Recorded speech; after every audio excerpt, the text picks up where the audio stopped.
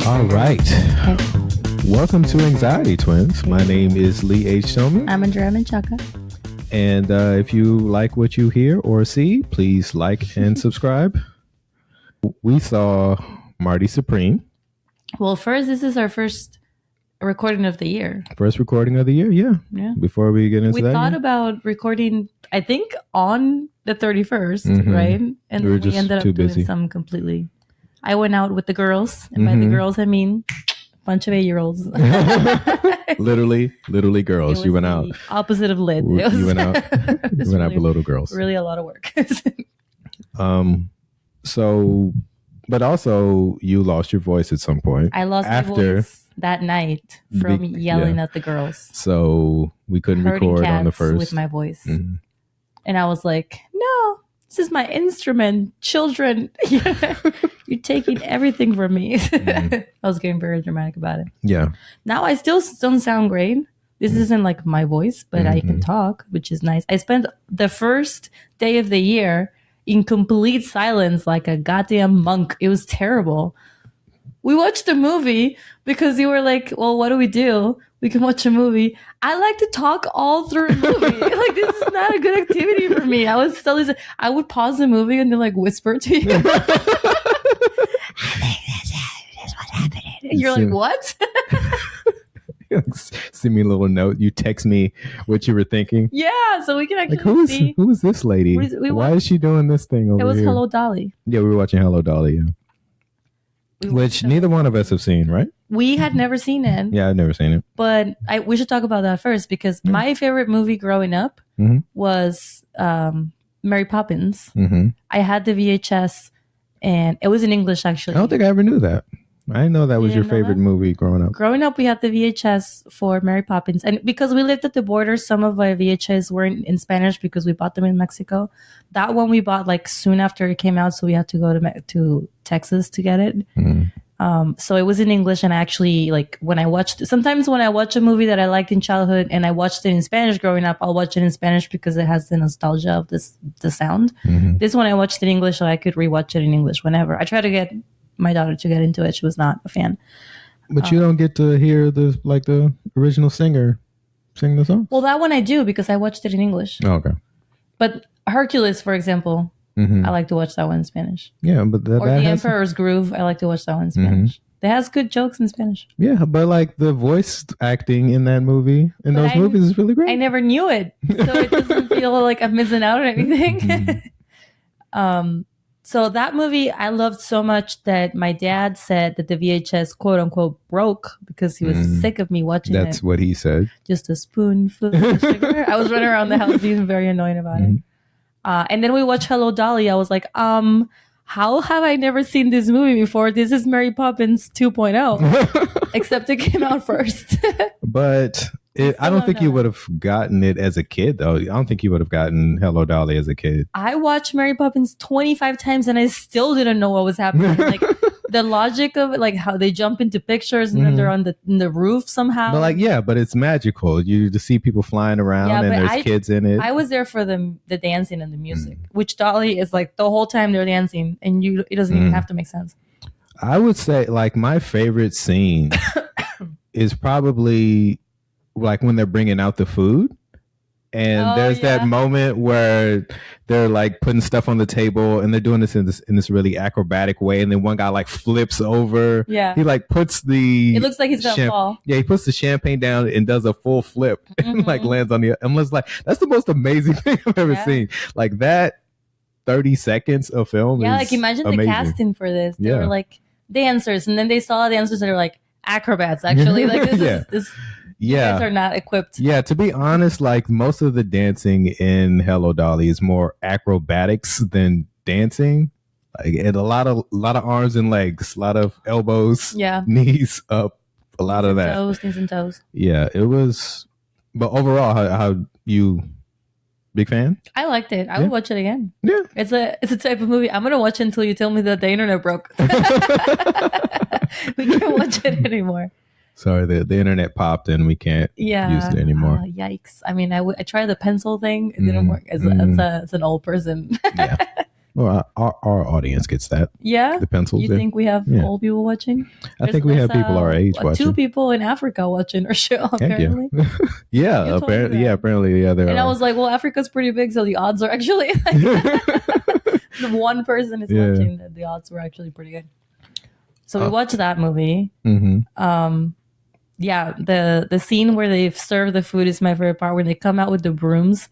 Mm-hmm. And there's like 62 brooms for one little spill, and then they end up using the little hand broom. You're like, I see you. Yeah, you got me. Yeah. One reason why I think we wanted to watch it was because I have never seen. I don't think you have either. Never seen any like Barbra Streisand movie. Yeah, me either. I've never seen anything. So, and that was the only thing that was like available that we didn't have to rent and pay for. It also kept popping up. Yeah. Which is why I kept remembering, like, oh, we keep saying we're going to watch that. Yeah. So we've never seen a Barbra Streisand movie. And she's not, I'd say, I guess she's the lead. Like, she is Dolly. Yeah. But I don't know. She's like a third of the movie. It feels like there's a long stretch of the movie. She's not even in it. Yeah.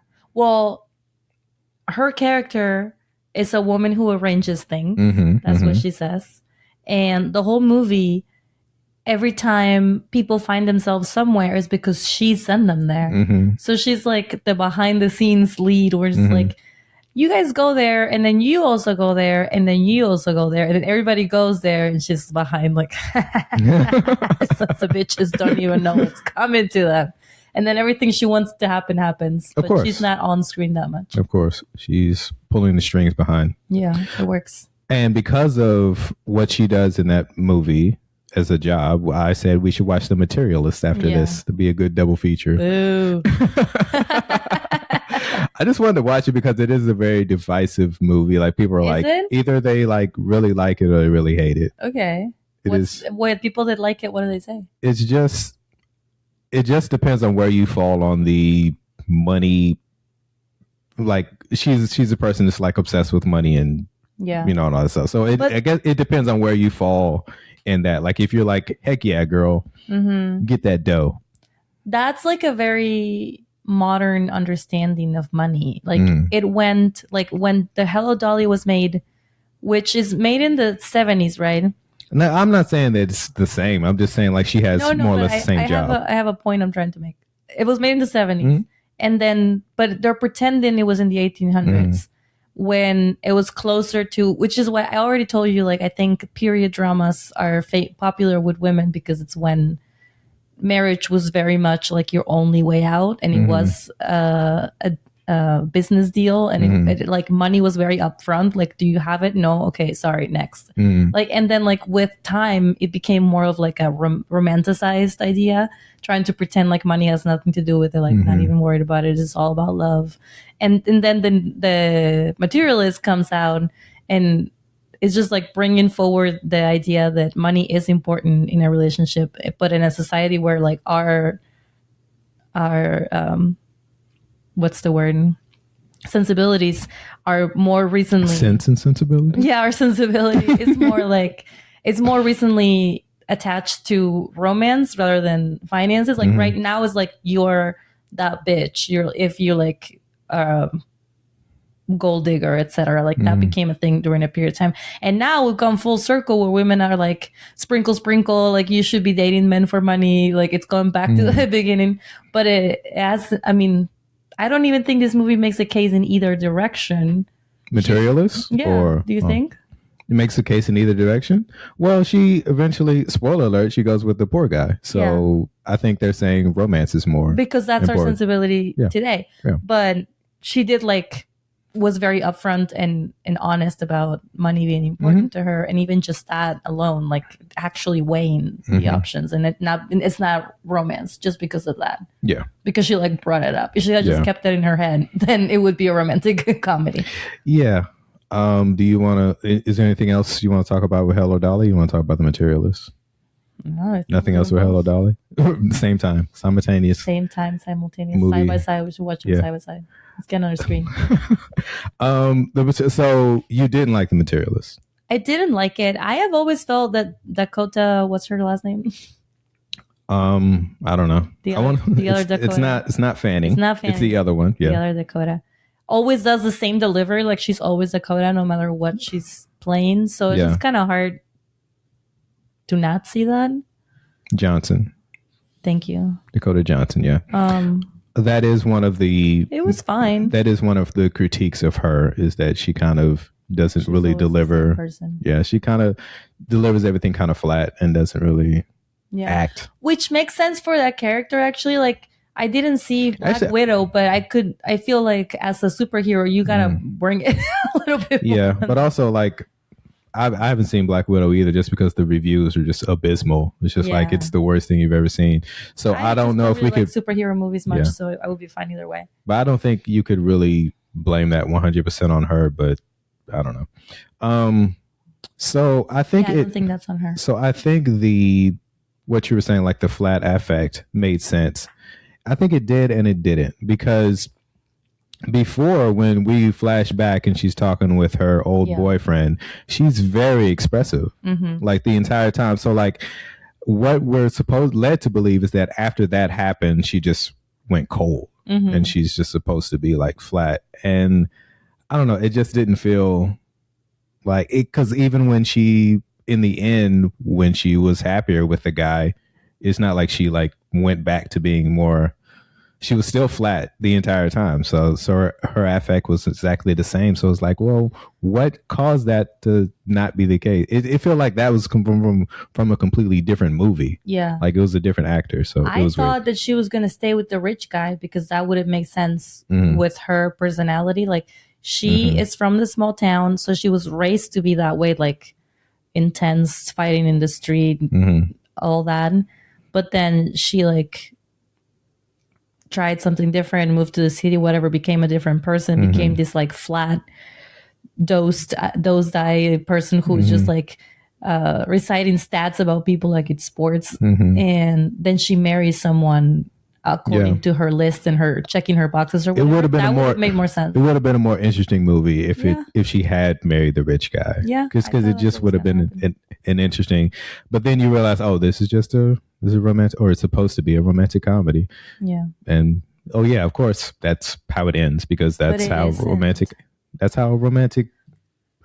comedies end. Right. It ends. So I was like, oh, okay. In a pretentious way, trying to be a romantic comedy, but the whole time until the end it isn't. Yeah, exactly. The whole time she's like, you're flawed and everyone's flawed. Yeah. Like, that's not very romantic, is it? It was so weird, because it was trying to be a very serious movie, but there were so many parts that was so ridiculous that weren't played up. Like, it would have been better if they had just like made an actual romantic comedy. They were trying to make an elevated romantic comedy, like make it more serious and stuff, but just make Pretty Woman or whatever it is. Like, whatever you're trying to do, just do that. When Harry Met Sally, just try to do that. But I think it still would have been not a great movie, but at least we would have been like, okay, well, that's what it is. That's what I'm saying, that like it's the reason why it can't decide if it's a romantic comedy or not is because the current sensibilities of people are confusing. Like, the movie doesn't know and we don't know if we would prefer money versus love. Like, that's still up in the air. Whereas like when Hello Dolly was made, like it was clear from the get-go. She's like, I'm gonna marry a person that has money, and then she does, and you're like, I believe you the whole time. Yeah. And I agree that this is something you would do. With Dakota Fanning, you're like, wait, what? Johnson. So whatever. Did you see? Don't you besmirch the name of Dakota Fanning. I know, I'm so sorry. What's that movie with Will Smith where he like Hitch? That was a movie of its time, but at that time we actually knew what page we were on. I don't know. This is the same director as Past Lives. And I don't know if she's writing her movies or not. So I guess I should have done some research, but I loved Past Lives. I saw that in the theater the first time I saw it, and then the second time we watched it on a plane. In a plane.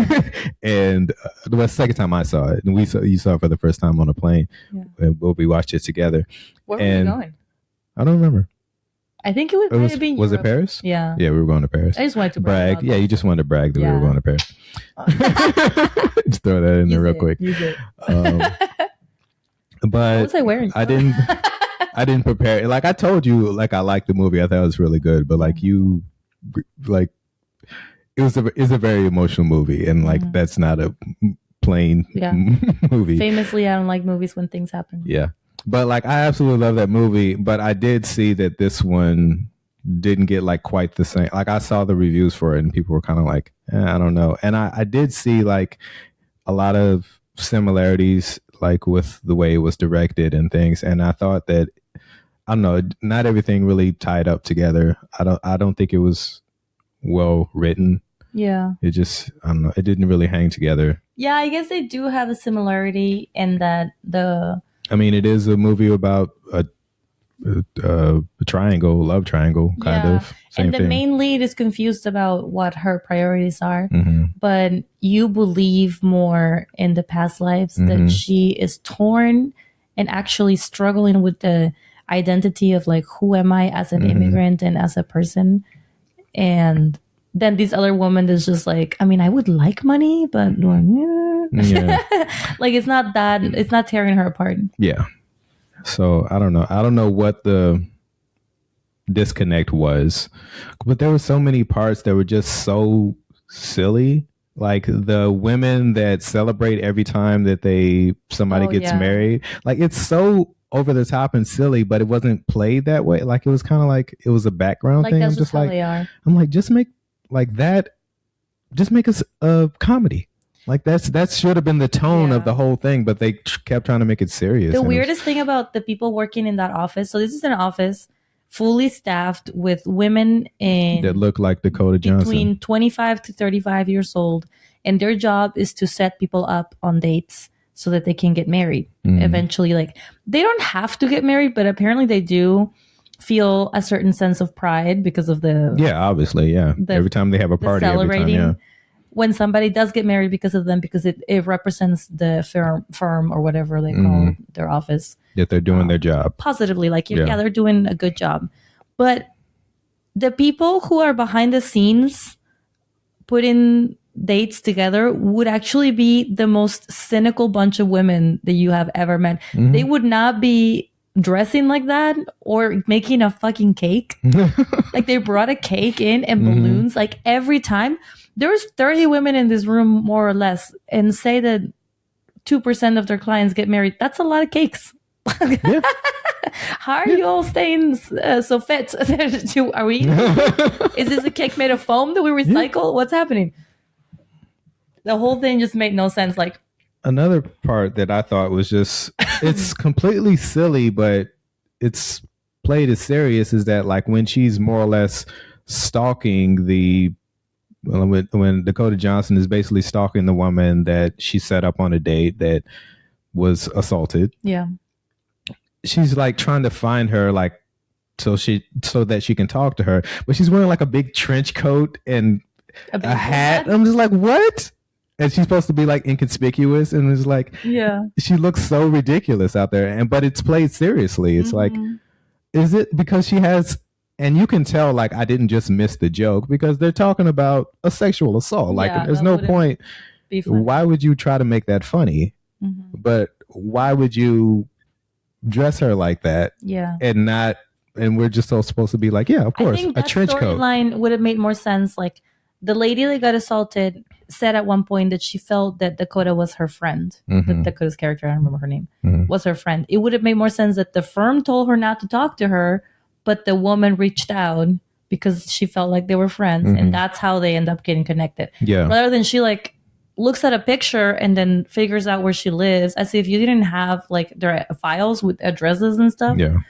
And then just sits outside in her inconspicuous with like glasses that have a mustache attached. She might as well have. Waits for her to show up and then like chases her down at least 5 blocks. Yeah, and then she has nothing to say. And she looks like she's gonna murder her. Yeah. Like she's right. Like so, this woman just got assaulted, and now you're chasing her. Yeah, and then you say sorry one time, and then you start doing your like speech about like the boxes. He checked a lot of I'm just boxes. like, what? What are you talking about? You had like days to think about you didn't what you were going to say, and that's what you came up with? This didn't happen right away. She took some time. Yeah, it was like days. She like tracked her down, and that was all she had to say? Really? That's the best you can do? Yeah. So it was just like nothing really tied together. Like none of the emotional, like, and climate, then after none of that, it worked. she becomes extra cynical towards her job, which she was already pretty cold. So I don't know, the whole thing. I don't know. At no point did I feel like she was going to be with the rich guy, Pedro Pascal. Like it never felt like. I mean, the poor guy. I never felt but like. I never felt like she was torn between the two. She was not like making a decision. There was no point when I was like, oh, she wants to be with this guy and she wants this lifestyle or something. Like it never felt real. Like they were actually, she was torn between the two. It felt like she's always going to pick this guy, of course. So I don't know. It was just. I didn't get that. I thought she was going to pick the rich guy and just be like, mildly unhappy because her face already looks that way. It would have been a more interesting movie. Just be like, you can't even tell. Is she happy? That's how she always looks. It's been years. I've never seen her smile one time. Yeah. So Materialist. Moving on. How many leads are you going to give it? I give it 2 leads. Oh, out of 5. Out of 5. I give it a half an Andrea. Not even a whole. Wow. Yeah. And it has Pedro Pascal in it, so you guys forked up. Also, like, Pedro Pascal's character supposedly added like 6 inches to his legs. That was just like, is this magical realism? What's happening? It just goes 6 inches is insane. That's so crazy. 6? I mean, if it had been like 2, 3, okay. 6? His character is also not fleshed out at all. We don't know anything about this man. But I don't know. Maybe that's the point. He's trying to seem perfect, but he added 6 inches to his legs. So he made himself perfect. I don't know. Yeah. He was perfect except for that. He was still, I don't know. This movie was a mess. Yikes. You made me watch it. That was you. I don't know. I wanted to watch it just because I wanted to know. I just wanted to see. I was just curious. At no point did I think I was going to enjoy it. She hands somebody a card and I was like, "Hello, Dolly." Because who carries cards anymore? Yeah. This is a Dolly time of reference. It was just silly because it almost has the same beginning. Like she's literally walking down the street. This guy looks at her, running around New York. She's running around New York. This guy like gives her a look, like she's, and then he goes back like she's going to talk to him, and then she gives him the card, which is almost the exact same thing that happens in the first scene of Hello Dolly. Yeah, she starts handing out business cards. Of course, she's singing and dancing, and she's handing out hundreds of cards. Like that's the most impressive part about Dolly is like she's got a card for everything in her little pouch, and she always pulls out the right one. It's like, how do you even know what's in there? She's like Mary Poppins. She is like Mary Poppins. That purse is endless. There's 30 million cards in that little tiny pouch. It was also your birthday. Which on Hello Dolly or no? It was your birthday. Oh, since we've recorded last. Yeah, I've had a birthday since then. Birthday. Yeah. We went to a restaurant. We went to a mic. We did all your favorite things. Yeah, we went to and we saw a movie. Saw a movie, restaurant, yeah.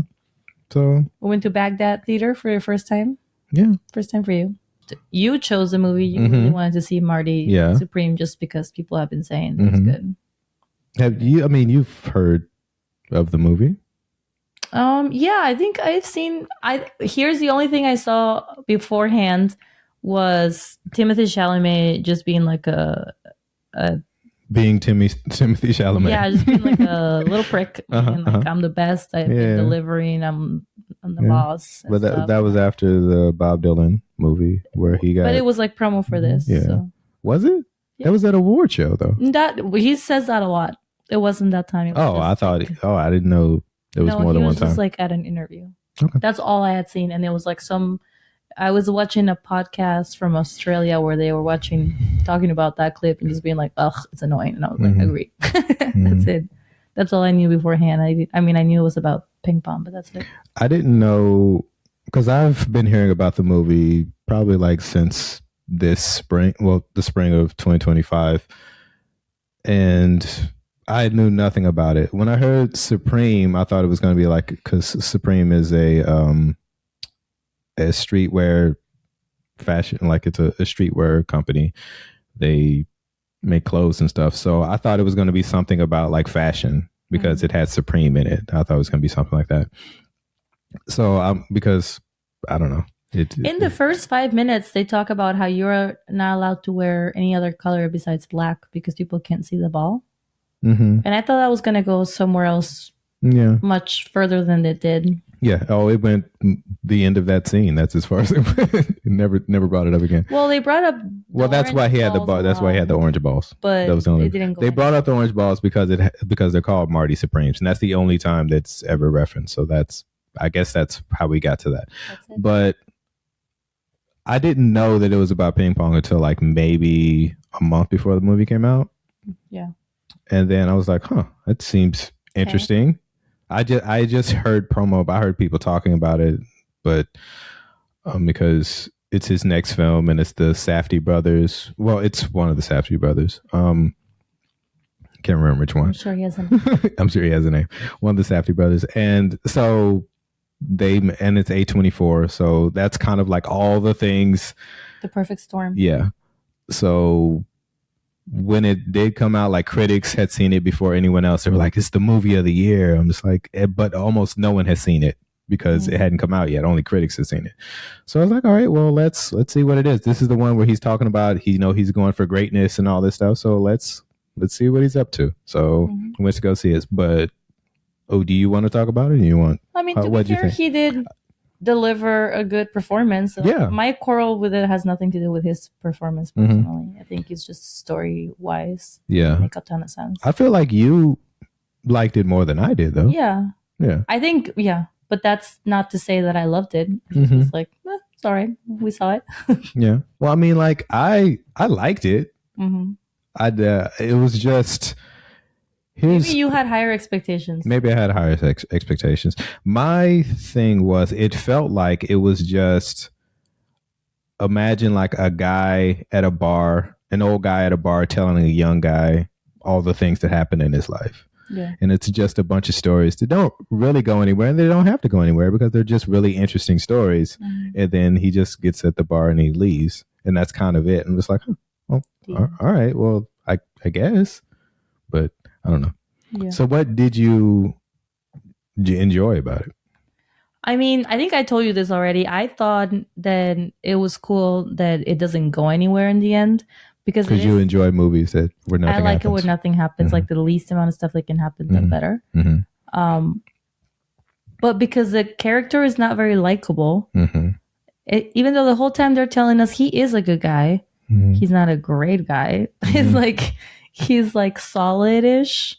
Because it's not like, when he's not, well, let me try to make a sentence from the beginning. He has like this girlfriend who is married and she has a shitty husband. Like he's like there only to tell us Marty is not like that. Like he could be worse. Like, is he shitty though? Her husband? Yeah. As far as we know. I mean, what did he do? Just be angry all the time and mad at her and like keep an eye on her and shit. I mean, she is cheating on him. Yeah, but it's given like she's trapped in a marriage with this guy and he's not great. And then he's really only there to let us know that Marty could be worse. And he is mildly nice to her at times, but not enough that he's like a good person. He's not like a hero or anything. The whole time he thinks he's a hero, but we know that he isn't. So at the end where nothing happens, I'm like, good. Good. The whole time he's pretending like this kid's not his kid, and then his highest achievement, like the peak of the emotional vulnerability, is when he agrees that that's his kid, and he's just like crying because he's so excited to have something to look forward to since his whole plan just like fell apart. And that's very real. That's what happens to people in life. Like they try for big things and it doesn't work, and then you have a family. Like And it's very American for the movie to have a happy ending where like he becomes a hero or he gets the championship or he's like the final shots like him like winning or something. But like him going back home and just having a life, I'm cool with that. Also, what's her name? His mom, the nanny, Fran Drescher. Fran Drescher was there, so I was Fran like, Drescher. Yeah, I didn't like. I was not. I had no idea. I was not expecting that she shows up, and I'm like, yeah, I didn't know she was in it either. So, she doesn't overdo it with the voice, but it's her voice. Yeah, I mean, she's doing her voice. Like she's not doing the nanny when voice. When she does the nanny, it goes like more intense. But yeah, I love that she was there for. I didn't know Gwyneth Paltrow was going to be in it. I think I just knew the only people that I knew was Tyler the Creator and Timothy Chalamet. I just knew that those two were in it. I knew. I think I purposely went in like with knowing as little as possible. I didn't like read anything about it. So I just knew it was about ping pong and they're in it. And I only know that because Timothy's always talking about it. And then I saw like Tyler posted something about it. So that's really it. What did you think about Tyler the Creator's role? I thought he did a great job as the character. I thought that there was something weird about like his hair seemed weird to me. Like they were trying to make him older or something. Like he was like an older. Maybe it was just me, but when I first saw him, he just seemed like he was supposed to be like in his 40s or 50s or something. I'm just like, why? They're literally the same. Like they're both these guys are in their 30s, and in the movie they're supposed to be the same age. So why are they making him older? But like, I don't know. Maybe that was just me. But like, as far as his acting, I mean, it felt like he gave a really great performance. I don't think he was stretching very much. It seemed like, I don't know. It seems like if those two were to hang out, that's kind of probably what it would go like. Yeah. So I don't think he was like doing something that, he's never, he was reaching outside of himself to do something, but it was good. Yeah. I thought he did a great job. I mean, I can't say anything about anyone's performance. Everyone's performance was great. Yeah. The movie just had a lot of moving parts. Yeah, it was just some of them just disappeared into the background. And because what happened to that one thing? Yeah, there are so many times when people like there are real consequences. Like people actually get hurt. Like there was times when someone gets stabbed, someone gets blown up. Yeah, someone gets run over by a car, and getting shot, and we just move on to the next thing. 40s for you. Yeah, people just getting stabbed and shit. It just moves on to the next thing, and I'm just like, huh. And I mean, it kind of what I didn't like about it is the ending. Like what you said was like nothing happened, but how I interpret it is that like we go through all of this stuff and these various things happen and we see who this person is, and what the director and writer want you to feel at the end is that this was all he needed. Like he has a baby at the end. There's a baby. No, not him, obviously, but he holds his child and he's like, okay, this is what's important. He was chasing all these other things, but this is the moment where he becomes a man and it's all important. But then I just watched 2.5 hours of this guy.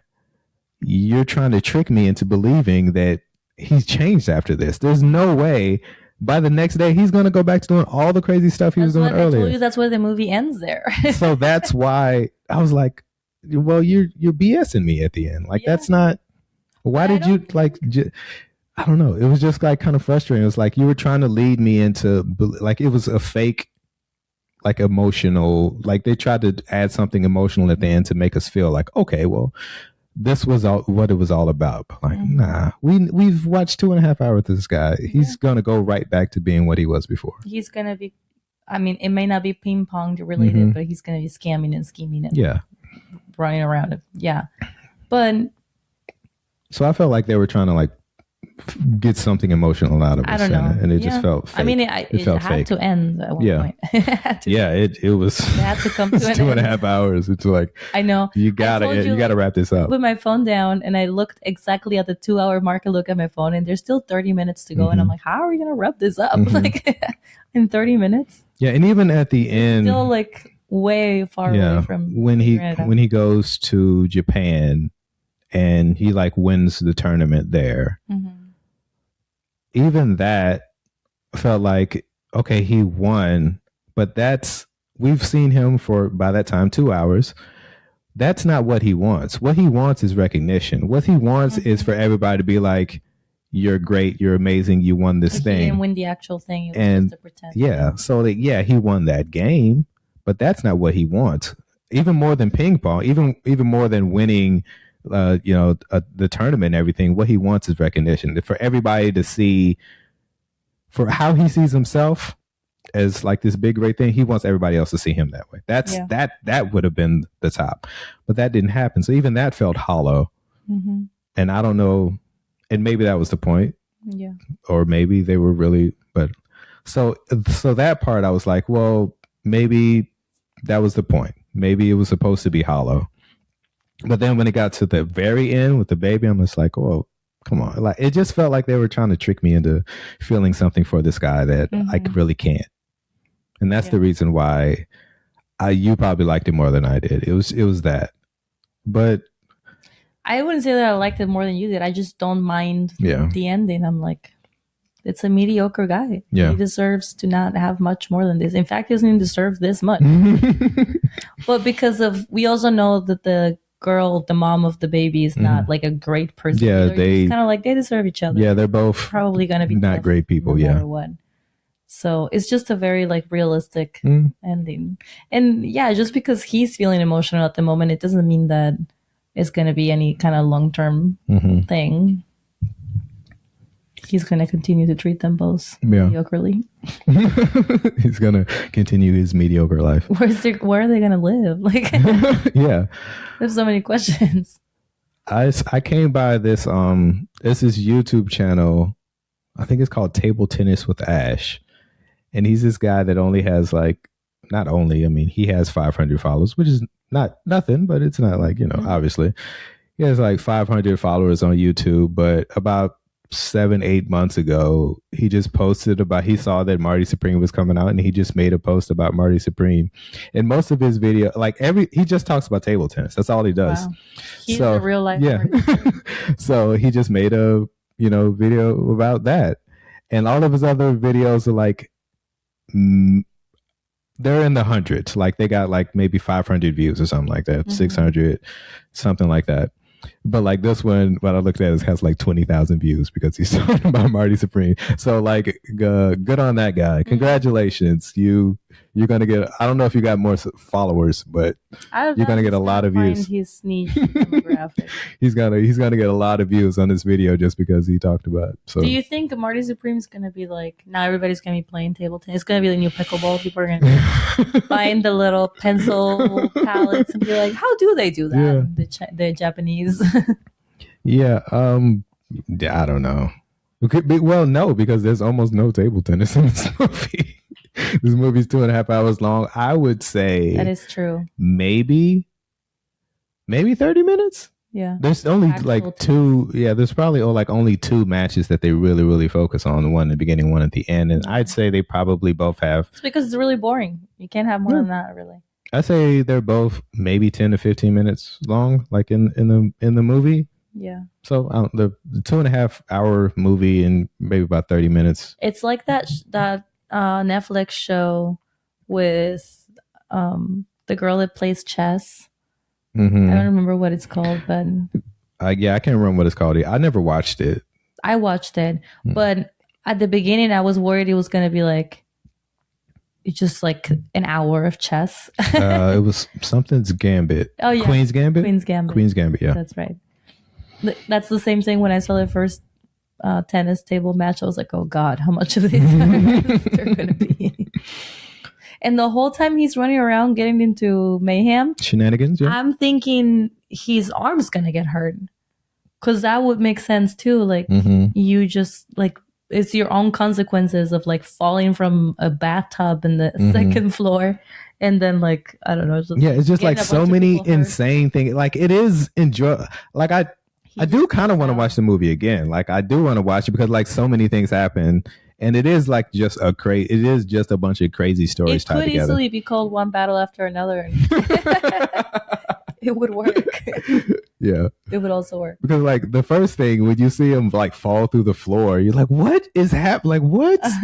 This is insane. How this is is this crazy.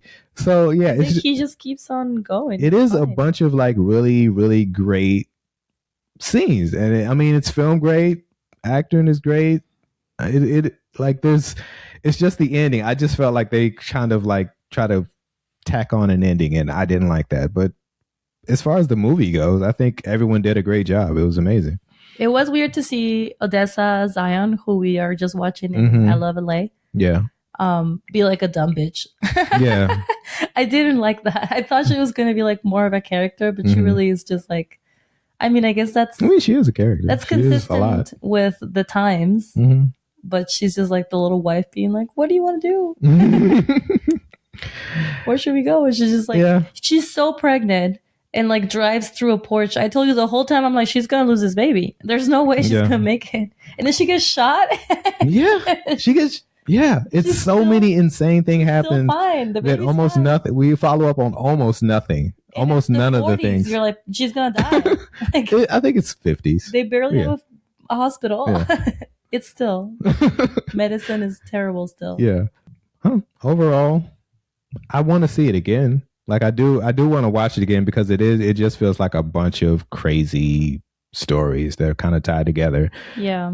And it's just fun to see. It is fun to see. It is because so much stuff happens and it's just fun to see. It happens fast too. Yeah. I mean, even those 2.5 hours. But the movie, so I was talking about the Safdie brothers. I guess I should look up their names because it is kind of rude for me to not actually say their names. It is Josh and Benny. Josh and Benny Safdie. So they both released movies together. They both released movies separately. So I think the last movie that they made was Uncut Gems. I believe that was the last one. That was the last one they made together. And then this year they made movies separately. So the first one of them make the one that we just saw where Adam Sandler's in it? Uncut. No. Oh, you mean Jay? Mm-hmm. No. Oh. They didn't make that one. I had that vibe too. They're running around. The Smashing Machine with The Rock. Okay. They made that one, and supposedly that was we haven't seen that one either, but supposedly The Rock gives a great performance. People are kind of like up and down on the actual movie, but everyone feels like The Rock hasn't made like a good movie where he's actually acting in such a long time. It was like a really refreshing thing to see. But people are like up and down on the movie. But like when Marty Supreme came out, people were like going crazy. So like I don't know if there's some type of civil rivalry. I don't know. They still seem like they're cool, like they're okay. It's not like they're fighting or anything. But I think it is interesting that like they were making movies together for years, and then this year or 2025 they decided that they'd make separate movies, and one of them is a little more popular than the other one. And I wonder if they come back together. I feel like both of them are I don't know. I feel like them together works better. It seems like, because even though I haven't seen The Smashing Machine, people are saying like it's good, but there's something missing. And for me, Marty Supreme, I also think it's really good, but I feel like there's something missing. The other brother. So I do feel like they probably work better together. Yeah. But Uncut Gems, I think we should see that. Like, well, actually, it is a lot of things happen. It is dark. No. It is a darker movie, though. No, it's okay. It is a darker movie, but the ending, I feel like it kind of hits you in the chest. Yeah. It's one of those things where it's like you saw it coming the whole time. You hope it wouldn't happen, but it did. And when it hits you, it hits you. So I really like directors. it. Mm-hmm. But are they also writing the movies? Yeah. Oh, okay. So yeah, I think we should watch Uncut Gems. How many Lees do you give? Uncut Gems? No. All the Lees. Marty. Marty Supreme? I give it out of 5. Yeah. I give it 3.5. 3.5 Lees. Yeah. What do you say? I'll give it 3. Yeah. Yeah. So then I liked it more than you did. Yeah. But also yours are worth more.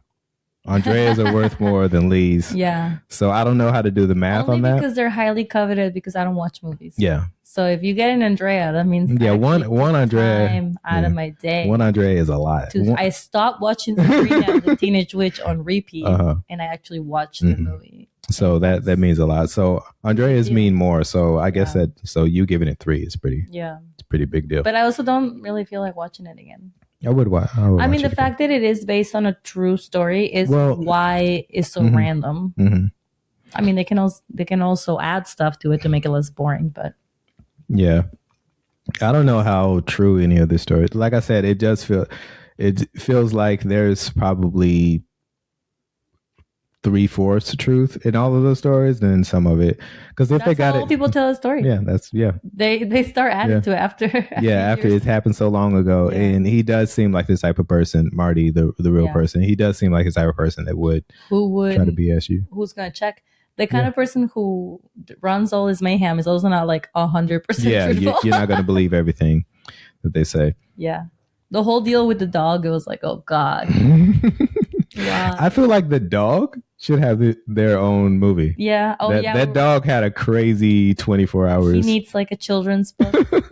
Yeah. Moses in the City. Yeah, Moses in the City should be a movie that has to rhyme. It's like Moses in the city, Moses in the country, Moses in the morning, Moses at night. Moses in a bathtub. But all of the pictures are like scary. Like, they're all terrifying. The words are really chill, but he's in a bathtub bleeding because another bathtub fell on top of him. Yeah, Moses. In the city, there's like people knife fighting. In the country, there's rifles. Like, Moses has been through Moses was in a gunfight like that. Moses in the car, but he's in the trunk. Man, Moses needs his own movie. We just saw a podcast with 2 comics talking about how people don't mind if you kill a bunch of people, but like don't hurt the dog. Yeah. In this movie, they keep hurting the dog. I mean, the dog the dog does get hurt several times, and also that we know of, he's left home alone with a dead person at the end. Mm-hmm. And then we just never heard from him. Yeah. I thought they were going to take him with them. That would be less weird. Well, that would involve Marty to care about something other than him. So he was trying to take care of the wife or the girlfriend too, but not doing great. Yeah. So I got my Letterboxd year in review 2025. I want to talk about a few things, a couple of categories. Okay. I watched 122 movies in 2025. You're a movie slut. I watched 240 hours of movies. 240 hours. You should be ashamed of yourself. My most. Go for a goddamn walk. We went for a walk this morning. Touch grass. I forced you. You didn't want to go. You were like, I'm not touching grass. That's where all the dirt is. That's where dogs. That's where dogs pee. My most watched actor, Julia Roberts. That was because we watched 2 movies. I think, did we watch Pretty Woman together? I don't think so. But we watched Still Magnolias together. Yeah. And I think those are the only. And Pizza, the Mystic Pizza. We watched Mystic Pizza together. So I watched. Mystic Pizza was wild. You've seen Mystic Pizza before though, right? Yeah. Okay. I had never seen it. I watched Pretty Woman by myself, I guess, because every time I asked. Did you feel pretty? I did. Every time I asked you to watch Pretty Woman with me, you said no. I've seen it at least twice. I mean, I've seen it too, but it was just like, why not? I mean, you like Julia Roberts. Let's watch it. The Julia Roberts movie. No, I like her better in her side quests. And then Still Magnolias. Mm-hmm. So we watched 3 Julia Roberts. I watched Still Magnolias. Yeah. Mama. Like she's just always yelling "Mama" in an accent that you're like, where is that from? We had never. I know I had never seen it. You had never seen it, right? I thought I'd seen it. Yeah. Am I confusing it with another one? I'm confused. I sometimes confuse it with Runaway Bride. I don't think she's also in a small town. I've never seen Runaway Bride. She's a bride and she runs away. Oh, okay. All right. Well, then there you go. Don't need to see it. Scratch that. Yeah, just go ahead and put that down. So the most watched movie, it's mostly because of watching movies with you. Oh, you're just... Yeah, I'm putting that on you. I'm putting that on you. Fault. Okay. But yeah, Julia Roberts was my most watched actor. Did we also see that movie, that futuristic movie with Julia Roberts where the Teslas drive themselves and Don't Look Up? We didn't see that together? We didn't see it. I know I watched it, but I watched it by myself. Well, that's Julia Roberts in the modern days. Yeah. But that was when it came out. I watched it when it came out. Yeah. Like, it was a Netflix movie though, right? Something like that. I don't remember. But yeah, that wasn't 2025. But maybe, throw that on there too. That'll add another Julia. A lot of Julia Roberts. My most watched director, Martin Scorsese. What movies is that for? I'm trying to think of what movies I watched. I watched The Departed, and then I also watched a bunch of like short films that he made because they're on HBO. So I just watched a bunch of like student films that he did. So that I added all those. They're only like 15 minutes long or something like that. So I guess that's why he's my most watched director. But I think I watched what's the movie where the Leonardo DiCaprio marries a native woman? Oh yeah, we watched that together. Did we? I don't remember what it's called. Did we watch that? Oh yeah, we did watch that together. But yeah, I can't believe you forgot I was there. So there we go. I forgot you were there. I was so engrossed in Martin Scorsese. You should be engrossed in my eyes. Highly rated movies: Sinners. Mm-hmm.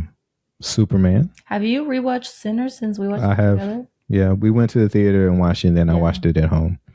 And that was one of those things where I watched it in the theater. We watched it in the theater, and I was blown away by it. And then I watched it at home, and I'm like, yeah, it is better to watch movies in the theater. It's not like I didn't enjoy it, but it was like, it just felt, because it is a very like big cinematic, like, movie. It just was like I wasn't getting everything that I got from the second watch because I watched it at home. I also watched in another movie. This has nothing to do with this, but I watched F1, which is the race car movie, and that is a movie that I should have watched in the theater because I watched it like on a laptop, and it's not the same. I was like, I didn't really enjoy it, but like people loved it. And I was like, maybe I should have seen it in the theater. That's what it was. Is it a lot of raising? Yeah. Yeah. I could see that being hard too. But the story is just the most basic thing in the world. It is whatever you think is going to happen in that movie happens in that movie. Ooh, I want to guess. Middle-aged guy has a middle-aged life crisis. And then he's like, things are not that bad. Yeah, that's it. You did it. You worked it out. I know my middle-aged white men. Yeah. They do run the world. I was going to tell you something else. Oh, did you see that? Did you listen to that video when I was watching the YouTube video? Isabel and I went through all of the YouTube videos on Wicked, like behind the scenes. And they were saying that because the Wicked quality, like they shared some pictures and they were saying, people were like, this is so dark, we don't even, it reminded me with Sinners, like we can't even like see what's happening. And like nowadays movies are so dark. And then the director said that was a picture that he actually like edited on his phone and just like posted it without really even thinking much about it. And then he always has his brightness down or something, like a lot of like different reasonings for the pictures being so dark. So this millions, then, like, they spent millions of dollars. Yeah. And then the movie like in theaters is not that dark, but on TV it like comes off a little different depending on like what screen you have and whatnot. So yeah, just like basically it's really hard for people who make movies now to decide what they want to go with if they're thinking about like, is it going to be mostly seen on theaters? Is it going to end up, is it like just going to Netflix? Are we thinking DVDs? Like what's going to happen here? Because it can be good on all of the mediums. Yeah. You kind of have to think about which one's going to be the most. But yeah, Wicked is pretty dark. Like light wise, not the themes. Light, yeah. So Sinners, Superman, and Weapons. Those are my highly rated films. Oh, Superman was good. I surprisingly liked that. Yeah, I was really pleasantly surprised by Superman. Yeah, I was not expecting it to be good at all. And it has that Rachel, is it McAdams? No, the other Rachel, the one that plays Mrs. Maisel, who I had never seen before Mrs. Maisel, and it was interesting to see her not in the 1950s. And I really like her Mrs. Maisel character, so it's just like, I was wondering. I mean, she's still herself. She sounds like herself, and it's all very similar, but I believed her as, what's her character? Brana? Rachel Brosnahan. I'm sorry. I tried to say it different and I said it the same way. Yeah, but I was really surprised. Like I heard like good things about it, but yeah, I mean, it was just a really solid, good movie. Like it was, and so Sinners was a movie where I liked almost everything up until like when I rewatched it again, as soon as the vampires get there, the movie kind of takes a dive, just because it just kind of goes all over the place, and like, I don't know. But the ending, like the coda at the end where they go back into the club and they talk to Buddy Guy, the blues player, and everything, you find out, you see him growing up. That pushed it over the edge for me to where I was like, oh, I love this movie. Just that ending made everything for me. But it seems weird because it is a vampire movie, but the vampires are probably the least interesting part. Or not that it was not interesting. It was just like the way it was wrapped up, I was just very unimpressed. Weapons was almost the exact opposite, where like with Sinners, I love the beginning, and then the last, third I didn't love. Weapons, the first part of it is kind of weird, but like the last third I thought was amazing. But Superman was great all the way through. Yeah. Remained super. Yeah. The most watched week of 2025 was March 3rd through the 9th. I watched 8 films. I'm not sure what was going on in March. I don't know. I looked on our calendar. Yeah. And I don't know. Nothing weird was happening. But I don't know. Sometime that week I just watched a lot of movies. Yeah. Most watched day is Sunday. I watched most of the movies on Sunday. Yeah, that makes sense. But Saturday is almost equal too. But on Sunday, I watched 23 films. Wednesday coming in on third place. Yep. The least, Mondays, because everybody hates Mondays. Am I right? I know, right? The first movie I watched was on January 3rd. I watched Wallace and Gromit, Vengeance Most Foul. Have you ever watched any Wallace and Gromit movies? I don't know. I mean, do these guys look familiar? Oh no. They're gone forever. It's a kind of a claymation thing. Oh. Those guys look familiar? I watched part of the one with the chickens, and then I was like, nope, it's not for me. Yeah, I don't really. Yeah, I was never like really a big fan. Like I probably saw the same one that you saw, but I didn't really. I was like, okay, but this is like the most recent one, but I liked it. I thought it was pretty good. Yeah. And then the last movie I watched of the year was Animal House. I watched that on New Year's Eve, and did not like it. I watched it just because it's a classic, like National Lampoon's movie. Just a classic movie. I just wanted to see it just to see it. You just watch movies to be in the know, and that's it. Yeah, I just watched it. You watched it while I was out with the girls. Yep, while you were out with the girls screaming. We watched the Cherry Drop. Yep. And was not impressed. There was only like one gag that I actually enjoyed. The rest of it was not great. Diary Milestones. The 50th movie that I watched was in June 3rd. Pop Star, Never Stop, Never Stopping. It's a movie with Andy Samberg, where he plays a pop star, and it's basically all the Lonely Island guys. I thought that was a great movie. Yeah. I mean, I've seen it before, and I watched it again just to make sure because it's a movie that people I need to see that. It sounds funny. People don't really talk about it. Yeah. But I thought it was like I have amazing. never heard of it before. Yeah, I thought it was an amazing film. I think it's obviously it's a satire of, being a pop star. Mm-hmm. I think it's one of the best of that genre, like people making fun of. Does it have music. Like Girls Five Ever vibes? Yeah, kind of. Yeah. It is kind of like Girls Five Ever, kind of. I don't know. I thought it was really great, but it's not a movie that people really talk about, and it's not like rated very highly, but I don't know. I really liked it. You know what's my favorite Adam Sandler SNL sketch? Adam Sandler or Adam Sandberg? Adam Sandberg. What is it? I want you to guess. Oh, a dick in a box? No. Come on now. I don't know. You know me better than that. I'm trying I never said that word in my life. I don't even know what they look like. Boxes? Why is it always boxes? Box related.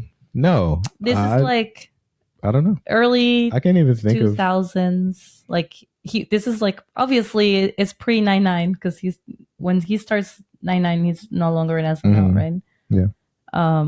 It's like it's one of the ones where it's not live, it's a video. Mm-hmm. And so it's like, a Lonely Island video. It's a music video. I think so. Yeah. Okay. He's like walking around, and then I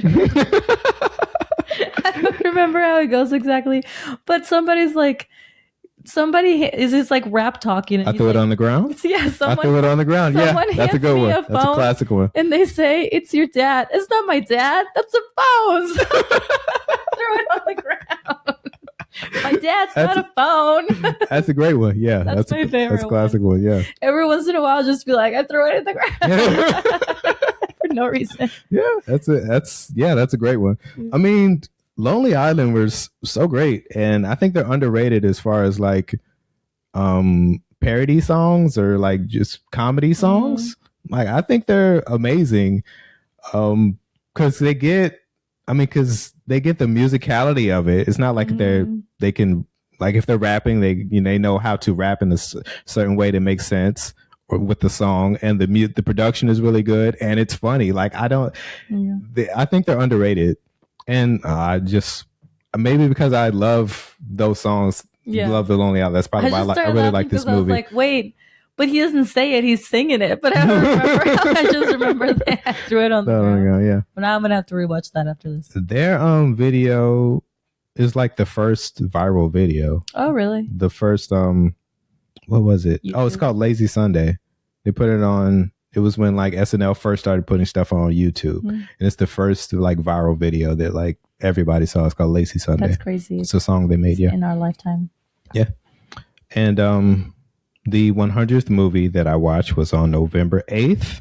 I watched Predator Badlands, which I enjoyed. I saw it. Is that a scary movie? I forgot where it was. I mean, it's Predator. It's not necessarily. It's a thriller. It's about alien. It's about an alien. Yeah. So that was the 100th movie I watched. I watched it in a theater at like 4:00 in the afternoon in 3D. Yeah, I think it's like I haven't watched a 3D movie in a long time.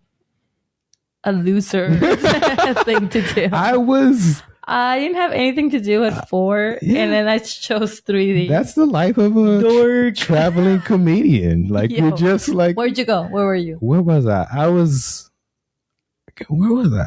It was maybe was it when I was in Seattle? I don't remember. I think so. Like in Washington. What? It was some random exotic island trip. No, it wasn't. I can't. No, it wasn't. I forgot where I was, but McMinnville?